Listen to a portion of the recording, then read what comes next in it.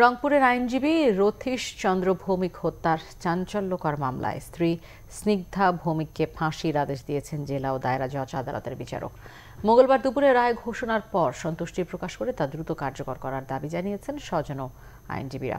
এর আগে কড়া নিরাপত্তায় আদালতে আনা হয় আসামি স্নিগ্ধা ভৌমিককে। 2018 সালের 29 মার্চ রাতে আইনজীবী রথীশ চন্দ্র ভৌমিককে 10টি ঘুমের ওষুধ খাইয়ে শ্বাসরোধে হত্যা করেন তার স্ত্রী স্নিগ্ধা ভৌমিক ওরফে দীপা ও তার কথিত প্রেমিক শিক্ষক কামরুল ইসলাম।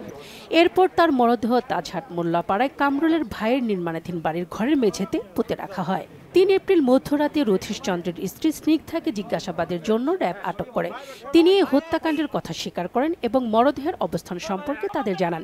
সেই সূত্র ধরে ওই দিন মোল্লাপাড়ার বাড়ির মেঝে খুঁড়ে নিহত আইনজীবী রথীশের গলিত মরদেহ উদ্ধার করা হয়। গত বছরের 21 অক্টোবর এই হত্যা মামলার অভিযোগপত্র আদালতে দাখিল করা হয়। 30 অক্টোবর থেকে হত্যা মামলার সাক্ষ্য গ্রহণ শুরু হয়। হত্যা মামলায় 37 জন সাক্ষীর সাক্ষ্য গ্রহণ শেষে যুক্তিতর্ক সম্পন্ন করা হয়। রায় ঘোষণার সময় স্নিগ্ধা ভৌমিক আদালতে ছিলেন। রায় সন্তুষ্ট বাদীপক্ষের আইনজীবীরা। পরিকল্পিত হত্যার জন্য বিজ্ঞ আদালত আসামিকে ফাঁসির আদেশ দিয়েছেন। আমরা মনে করি এই রায় যুক্তিযুক্ত, ন্যায়ত এবং ন্যায় বিচার প্রতিষ্ঠিত হয়েছে। আমরা আইনজীবী সমাজ এই মামলায় রায়ে সন্তুষ্ট। এই মামলার প্রধান আসামি সহ 2 আসামি এরই মধ্যে কারাগারে চিকিৎসাধীন অবস্থায় মারা গেছে।